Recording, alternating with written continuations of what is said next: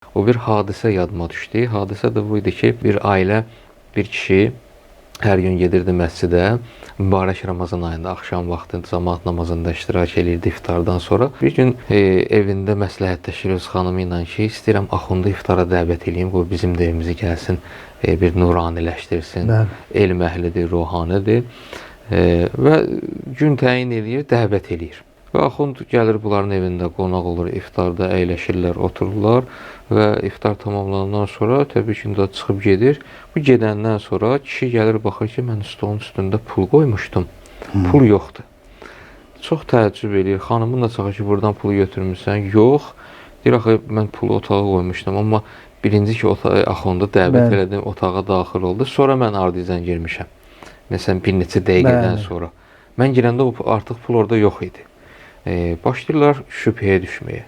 Pis gümana suizən edirlər axundun barəsində. Çox pis olurlar, çox narahat olurlar. Ədalətdən düşür də bunların gözündəki axund.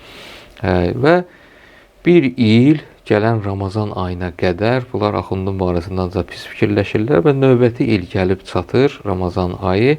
Bir gün yenə zehinlərinə gəlir, deyirlər ki, belə axundu iftara dəvət eləyək və iftarda bir cürət eləyib deyərəm ona ki, belə bir iş görürsən də, pul götürmüsən.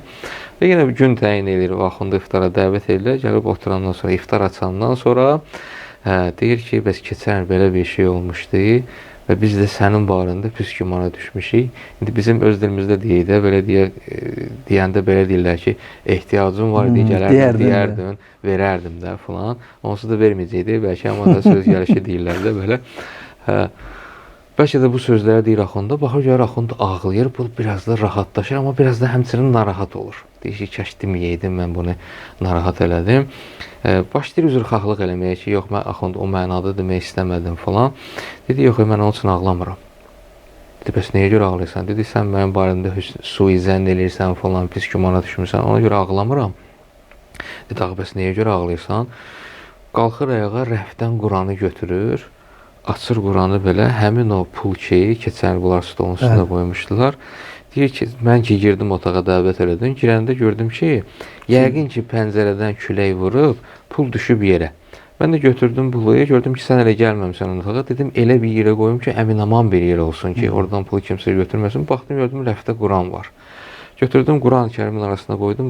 Mən ağlamağımın səbəbi budur ki, siz bir ildir Allahın kitabını açmamışsınız. Mən ağlamağım ona görədir ki, narahat oluram. Halbuki, mübarək Ramazan ayında çox təkid olunub ki, Quran-ı Kərimdən oxusun.